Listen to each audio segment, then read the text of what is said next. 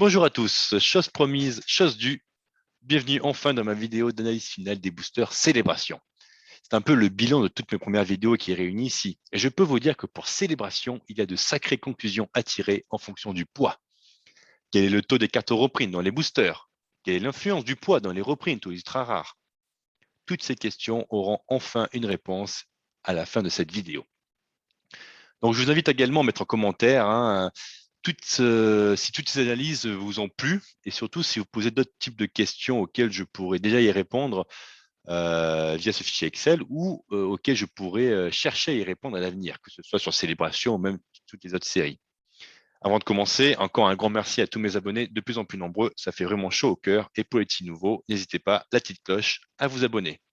Donc comme je disais, comme promis depuis la première vidéo, je vous ai parlé d'un fichier Excel que je tiens depuis environ 6 mois, depuis que je pèse les boosters. Vous voyez ici, j'ai tous les onglets, que j'ai fait du destiné au cul, destiné radieuse, évolution céleste, etc. Donc tout ça, je pourrais à l'avenir vous présenter. Ici, on va parler uniquement de célébration, puisque c'est un peu la série du moment. Et puis surtout que c'est la première fois que j'ouvre autant de boosters sur une série. J'ai 34 boosters et vous verrez là, d'ici la fin de la vidéo, les résultats de ces 34 boosters-là. J'ai de quoi faire, en tout cas, j'ai suffisamment de boosters pour pouvoir faire une belle analyse. Donc, je vais enfin vous présenter ce que ce fichier contient. Je vais vous mettre également le lien de ce fichier en commentaire de cette vidéo pour que vous puissiez l'explorer à votre guise de votre côté.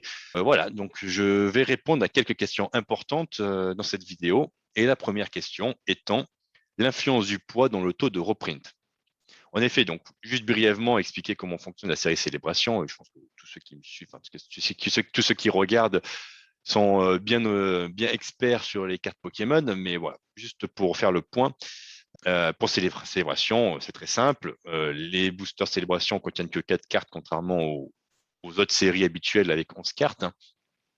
Les deux premières, ce sont des rares classiques. Moi, ce que j'ai noté que rares classiques donc sur mon fichier Excel, c'est ces rares-là, en fait. C'est les rares, parce que c'est de la dénomination des cartes Pokémon, vu que c'est une étoile sur fond noir, ça s'appelle une rare, même si en soi, vu qu'elles apparaissent dans la première, deuxième carte, voire la troisième, ce sont plus, pour moi, il n'y a pas de notion de commune, peu commune comme les autres séries, mais pour moi, c'est des communes parce que elles apparaissent tellement souvent et rapidement, les 12 cartes, on arrive à faire la collection en très peu de boosters. Donc, certes, c'est des rares parce que c'est une étoile, mais en fait, en soi, ça devient une banalité.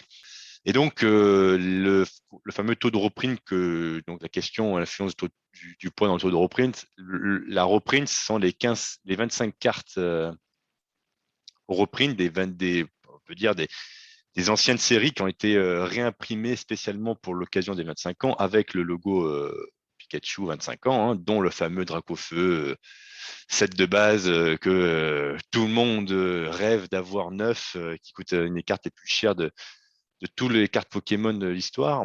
Donc voilà, c'est les 25 cartes qui ont été réimprimées spécialement pour l'occasion. Ces cartes-là peuvent potentiellement apparaître dans la troisième carte du booster ou pas. C'est soit on se retrouve malheureusement avec une rare classique qui apparaît déjà dans les premières cartes, soit on a de la chance et on a ces fameuses reprints. Et donc j'en ai profité du coup en fonction du poids ou même tout court, sans forcément le poids, quel est le taux de tirage de ces cartes qui en soi finalement, et les cartes les plus intéressantes du set, celles qu'on rêve d'avoir, parce que on arrive tellement à avoir ces rares normales, elles sont plus aussi passionnantes. Donc, en soi, ce que j'ai fait, donc la première question nous mène en fait à deux sous-questions, que ce soit dans le taux de reprint, c'est quel est le taux de reprint par booster, de manière générale, peu importe le poids. Et deuxième sous-question, quelle est l'influence du poids dans ce taux de reprint? Et donc, c'est ici que je vais regarder dans mon fichier Excel, c'est deux colonnes C et D, si la troisième carte est une rare classique ou si c'est une reprint. Et ici, j'ai mis tous les poids différents que j'ai pesés dans tous mes boosters.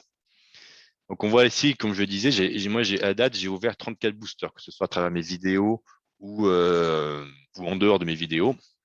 J'ai 34 boosters que j'ai classés par ordre croissant de poids, de 9,59 à 9,86 pour ceux qui avaient vu ma dernière vidéo. J'ai une pesée record à 9,86. Mais en général, vous voyez, les boosters sont plutôt entre 9,60 et 9,80. La majorité des boosters sont là. Et ce que j'ai fait par simplicité, pour ne pas regarder les lignes une à une, parce que j'ai 34 lignes, j'ai regroupé les boosters, mes 34 boosters par deux groupes, ce que je vais appeler les boosters légers entre 9,59 et 9,70, donc tout ce qui est inférieur à 9,70, et les boosters lourds, tout ce qui est supérieur ou égal à 9,70. Donc là, et en plus, on voit que j'ai quand même deux groupes assez cohérents, enfin en termes de nombre. Mes 34 boosters, j'ai 16 boosters légers inférieurs à 9,70 et 18 boosters lourds supérieurs à 9,70. Donc, première question, je reviens. Quel est le taux de reprint par booster? Il faut savoir que moi, avant de faire ces vidéos, avant de faire ces analyses de célébration, j'avais déjà entendu via mes recherches, via les youtubeurs que je suis, que le taux de reprint était environ de 1 tiers. C'est dans mes souvenirs. Ici, on voit que sur mes 34 boosters que j'ai tirés, j'ai eu 15 tirages des rares classiques, cartes qui ne nous intéressent pas, et 19 reprints, ce qui vont en fait à 56%. Moi, dans mes 34 boosters, j'ai quand même eu 56% de taux de reprint, ce qui est plutôt pas mal, parce que c'est des cartes qu'on kiffe, qu'on cherche à tout prix. Et donc, c'est aussi bien supérieur à ce que j'avais lu de 1 sur 3. Après, j'ai 34 boosters, c'est pas beaucoup, il faudrait ouvrir 1000, 2000 boosters pour avoir un pourcentage à peu près bon. Moi, je pense que 1 sur 2, par rapport à mon expérience personnelle et ce que je vois sur Internet, ou ce que j'ai pu suivre par des youtubeurs, je pense que 1 sur 2 est un bon taux. Et donc, la deuxième sous-question est quelle est l'influence du poids dans ce taux de booster? Ici, on voit que pour les boosters légers, je suis à 50-50 et pour les boosters lourds, je suis à 39-61, ce qui nous fait du coup à la globalité de 44-56. On voit qu'il y a une mini-influence, mais moi, je pense qu'il y a. Après, je n'ai pas beaucoup de boosters, c'est peu de. Avec si peu de boosters, dur d'émettre une théorie de fond, en tout cas, parce qu'on voit ici, en fait, sur 1 à 1, on voit que j'alterne booster léger, booster lourd, enfin, tous les boosters légers, j'alterne entre reprint, rare classique, reprint, rare classique, etc. Même à la fin, à part les plus lourds, j'ai quand même beaucoup plus de reprint, mais voilà, même du 9,78, j'ai réussi à avoir une rare classique. Et effectivement, comme moi, j'ai pesé de manière indépendante les reprints et les rares classiques, elles sont plutôt autour de 1,88, l'une ou l'autre. Il n'y a pas vraiment de différence entre les deux. Donc, clairement, ma conclusion étant que le poids n'influence pas sur le taux de reprint. Clairement pas. Même s'il envoie une petite différence, mais ça ne me paraît pas justifié en tout cas. Et par rapport à ce que je disais, les pesées que je fais individuellement entre les rares et les reprints, il n'y a pas de différence. 88. Passons du coup à la deuxième question, l'influence du poids dans les ultra rares. Donc du coup, pour revenir à la typologie des cartes, les deux premières cartes sont les rares classiques. La troisième carte, c'est soit une rare classique, soit une reprint. Par contre, la quatrième carte, il y a soit ce qu'ils appellent des holos, les holos classiques, ces 5 cartes-là, soit des ultra rares parmi ces 7 cartes-là, soit la Mew Gold, qui est la seule, on va dire, l'ultra rare de la quatrième carte. C'est la seule carte vraiment hyper intéressante qu'on peut tirer sur la quatrième carte parce que, en fait, rapidement, les holos ou les ultra rares, elles sont tellement peu nombreuses que en une vingtaine de boosters, on arrive à tous les avoir. Malgré tout, il me manque les Amazenta. C'est une carte qui me manque, mais ça, pour moins d'1 euro, je peux la retrouver sur Internet. Ce n'est pas du tout un problème.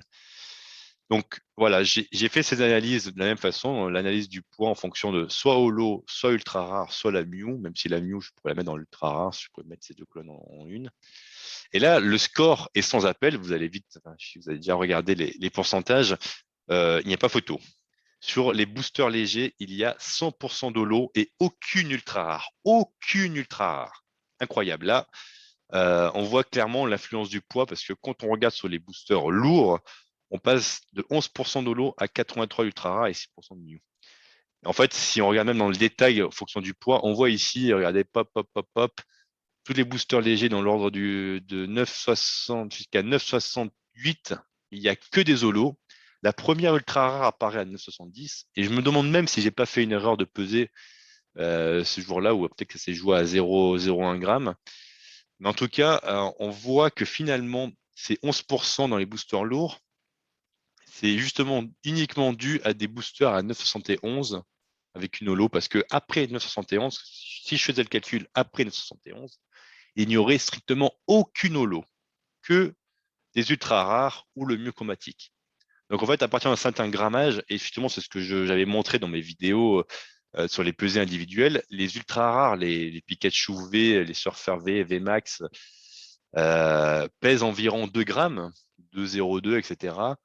Quand, comme je disais, les autres pèsent 1,88. Et en fait, c'est clairement là, et même les holos pèsent 1,88. Et c'est clairement là où la différence se fait, c'est sur ces cartes V qui sont à 0,12 grammes supplémentaires. Et c'est 0,12 grammes là qu'on voit qui fait la différence entre un 9,60 et un 9,70 en 9,80. Donc voilà, là, il n'y a pas photo. Si je résume, le poids n'influence pas du tout sur le reprint. Et au final, vu que les reprints, c'est un peu le gros kiff de ces séries-là, c'est ce qui est le plus dur à avoir. En termes de nombre, en tout cas, il y a beaucoup plus de reprints. Très difficile à compléter la collection. Parce que déjà, moi, j'ai fini la collection Holo ultra rare. J'ai même eu la chance d'avoir la Mu chromatique, qui est une des plus rares du set avec le tout copillon, je pense. Et voilà, du coup, si finalement, si vous voulez peser, le fait d'avoir un booster léger ne vous empêchera pas d'avoir un Dracofeu, a priori. Même si je ne l'ai jamais eu, donc peut-être que le Dracofeu est plus lourd, mais ce qui m'étonnerait, je pense que les reprints ont toutes le même poids à peu près. Voilà, donc vous pouvez toujours avoir une bonne surprise, en tout cas. Si vous voulez avoir le mieux chromatique, c'est sûr que ça faudra que ça tombe sur un booster lourd, mais si vous voulez compléter votre taux de reprint, le poids n'a strictement aucun effet. Donc voilà, n'hésitez pas à me dire si ce genre de vidéo vous intéresse. En tout cas, je suis content de vous avoir partagé le fichier Excel là. N'hésitez pas du coup à regarder les fichiers si posez-moi des questions, c'est des trucs que vous comprenez pas. En tout cas, j'espère que j'ai bien expliqué. Je suis quand même curieux de voir si ce type de vidéo, qui je pense n'existe pas vraiment sur YouTube, et les ouvertures, ça existe. Je suis pas le seul à le faire ça.